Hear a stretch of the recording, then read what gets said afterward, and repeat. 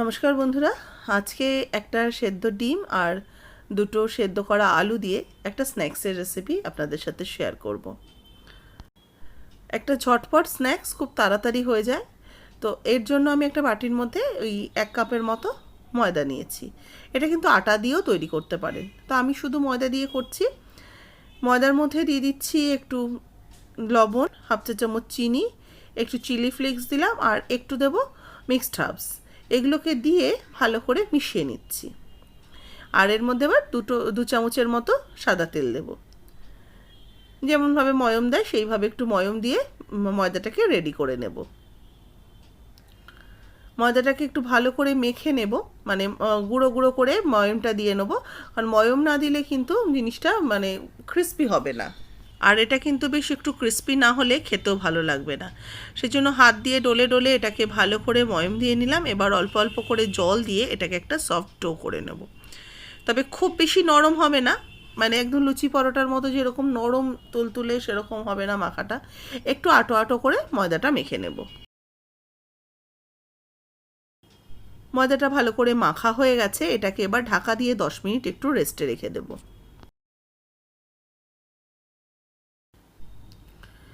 এখানে আমি আলু সেদ্ধ করে নিয়েছি আগে থেকে। দুটো আলু সেদ্ধ করেছি। আলুটা খোসা সমেতই সেদ্ধ করেছি। খোসাটাকে ছাড়িয়ে নেব। চটজলদি কিছু স্ন্যাক্স বানাতে চাইলে এরকমভাবে কিন্তু তৈরি করতে পারেন।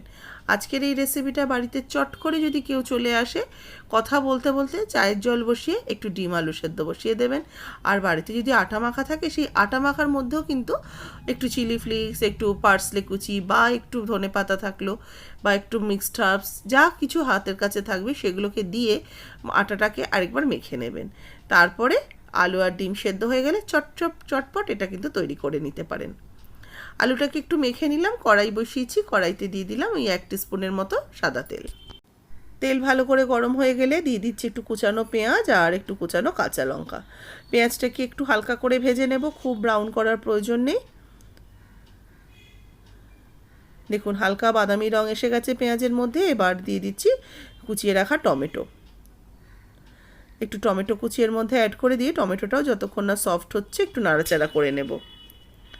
টমেটোটা নরম হয়ে গেলে এবার মেখে রাখা আলুটা দিয়ে দেব।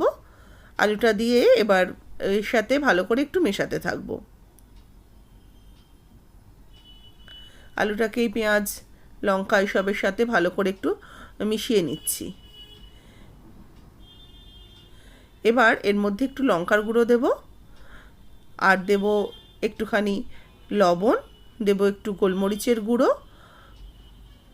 আর দেব একটু চাট মশলা। সবই 1/4 টিস্পুনের মতো দিয়ে দিলাম। আলুর আন্দাজ মতো এগুলোকে অ্যাড করলাম। এগুলোকে দিয়েও আলুটাকে একটু কষিয়ে নিচ্ছি বেশ ভালো করে। যখন বেশ শুকনো শুকনো করে মাখা মাখা হয়ে যাবে আলুটা, ততক্ষণ এটাকে একটু নাড়াচাড়া করে নেব। পুরটা তৈরি করা হয়ে গেছে, এবার পুরটাকে নামিয়ে নিলাম। এদিকে যে একটা ডিম সেদ্ধ করে নিয়েছি, ডিমটাকে আমি এই ডিম স্লাইসারের মধ্যে দিয়ে দিলাম।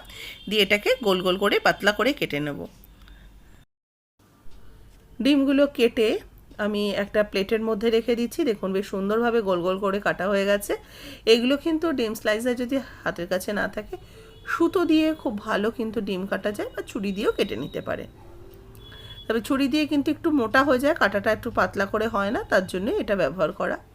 এদিকে ময়দাটাও কিন্তু 10 মিনিট হয়ে গেছে, সেট হয়ে গেছে খুব ভালো মতো। এগুলোকে এবার লেচি কেটে নেব।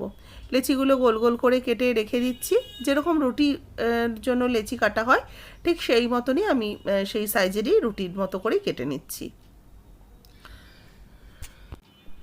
এবার এই একটা লেচি নিলাম, এটাকে একটু শুকনো আটা বা ময়দার মধ্যে একটু টাস্ট করে নিয়ে এটাকে রুটি যেরকমভাবে গোল করে বেলা হয় সেইভাবে বেলে নেব। তেল দিয়েও বেলতে পারেন, তবে আমার একটু রুটি বা বেলতে গেলে একটু আটার হলে ভালো হয়, সেই জন্য আমি আটা দিয়ে কিন্তু এটাকে বেলে নিচ্ছি। বেশ একটু বড় করে এটা বেলে নিচ্ছি। খুব ঝটপট খাবার তো, দেখবেন মানে একটা একটা কি দুটো রুটিতে মানে একটা সেট হয়ে গেল। এরকম যদি 4টে 5টা করে নেওয়া যায়, বা 4টে রুটি করা যায়, দুটো সেট হয়ে যাবে, মানে 6টা তৈরি হয়ে যাবে। একটা রুটি করে নিয়ে এটাকে একটু প্লেটে রেখে দিচ্ছি। আরও একটা রুটি এই একই রকমভাবে করে নেব। এবার এটাকে ভালো করে বেলে নিলাম, আর একটা রুটিও বেলা হয়ে গেল। আর একটা করতে গেলে আমার দুটো রুটি দরকার আছে, দুটো রুটি আমি একই রকমভাবে বেলে নিলাম। এবার একটা রুটির মধ্যেই আমি এই যে আলুর পুরটা তৈরি করেছি এটাকে ছোট ছোট করে ভাগ করে নেব, ছোট ছোট করে ভাগ করে নিলাম। এবার একটু গোল করে নিয়ে একটু চ্যাপ্টা মতো করে নেবো আলুর ভাগগুলোকে। এবার এগুলো একটা রুটির মধ্যে রেখে দেব। এই দেখুন, একটা রুটির মধ্যে কিন্তু আমি তিনটে আলুর যে ভাগগুলো করে নিয়েছি, লেচির মতো কেটে নিয়েছি, গোল গোল টিক্কির মতো করে এগুলো দিয়ে দিলাম। এবার ওপর থেকে একটা করে ডিম সেদ্ধ স্লাইস দিয়ে দেবো 1 পিস করে টমেটো স্লাইস কেটে রেখেছি, টমেটো স্লাইসগুলো ওপর থেকে দিয়ে দিলাম। আর দিয়ে দেবো একটা করে পেঁয়াজের স্লাইস। এরকম পেঁয়াজগুলো রিং রিং করে স্লাইস করে কেটে নিয়েছি, পেঁয়াজগুলো ওপর থেকে দিয়ে দিলাম। এবার দিয়ে দেবো একটু চিজটাকে ওপর থেকে একটু গ্রেটারে গ্রেট করে দিয়ে দিচ্ছি, যাতে ওই টমেটো পেঁয়াজ ডিম যে আলুর মাখাটা ওইটার ওপরেই যেন ঠিকঠাকভাবে চিজটা পড়ে। এতে কিন্তু একটু মজারেলা চিজও দিতে পারেন, তো আমি কিউব চিজগুলো বাড়িতে রয়েছে সেটাই কিন্তু অ্যাড করলাম। এবার ওপর থেকে আরও একটা রুটি ঠিক এরকমভাবে দিয়ে দেব, দিয়ে সাইডটাকে একটু টেনে টেনে, মানে রুটিটা তো একটু ছোট হয়ে যাবে ওপরে যেহেতু উঁচু হয়ে রয়েছে, সেজন্য সাইড থেকে একটু টেনে টেনে এটাকে বেশ দুটো রুটিকে একদম জোড়া লাগিয়ে দেব। আর মাঝে মাঝে এই যে একটু হাওয়া ঢুকে রয়েছে এটাকে একটু প্রেস করলেই কিন্তু বেশ চারিদিক থেকে বসে যাবে। এবার একটা গ্লাস বা ধারালো কোনো বাটির সাহায্যে এইভাবে আমি তিনটেকে কেটে নিচ্ছি, ঠিক যেরকম দেখাচ্ছি এইভাবে কেটে নিলাম। নিয়ে এক্সট্রা আটার যেটা রয়েছে সেটাকে তুলে দেব। এই দেখুন, এবার একটা একটা করে আমার কিন্তু এগুলো হয়ে গেছে। এই আটাটাকে উঠিয়ে নিচ্ছি, বেশ একটা বাটির মতো দেখতে হয়েছে। এবার কড়াইতে একটু সাদা তেল গরম হতে দিয়েছি। এবার এই একদম আঁচ কমিয়ে, মানে তেলটাকে ভালো করে গরম করে নিয়ে আঁচ কমিয়ে আমি একটা একটা করে ছেড়ে দেব। এগুলো হতে কিন্তু একটু সময় লাগে, কারণ ভেতরটাও ভালো করে যদি না রান্না হয় তাহলে কিন্তু খেতে ভালো লাগবে না। সেই জন্য আঁচটাকে একদম মিডিয়াম থেকে কমে রেখে দেবেন। কমে রেখে একটু সময় ধরে, মিনিট 5-7 সময় লেগে যাবে, একটু সময় ধরে এটাকে করতে হবে। নাহলে চট করে কি ব্যাপারটা, ওপরটা ক্রাঞ্চি হয়ে যাবে, ভেতরটা ঠিকঠাক রান্না হবে না, খেতে ঠিক ভালো লাগবে না। সেই জন্য আমি ওপরে একটু তেল ছিটিয়ে ছিটিয়ে দিচ্ছি, দিয়ে নিচের পিঠটা মোটামুটি আমি মিনিট 3-4 রেখেছিলাম আঁচ কম রেখে। তারপরে এটাকে উল্টে দিচ্ছি, উল্টে দিয়ে ওপরের দিকটাকেও লাল করে ভেজে নেব।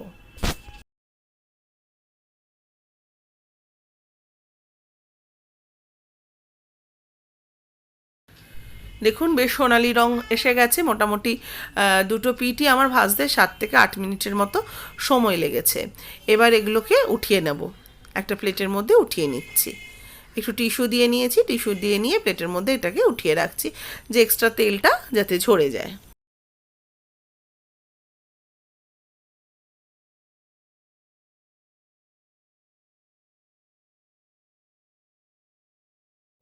দেখুন, চটজলদি একটা দারুণ স্বাদের একটা স্ন্যাক্স রেসিপি কিন্তু তৈরি হয়ে গেল। এবার একটু ভেতরটা আমি কেটে দেখাবো আপনাদেরকে।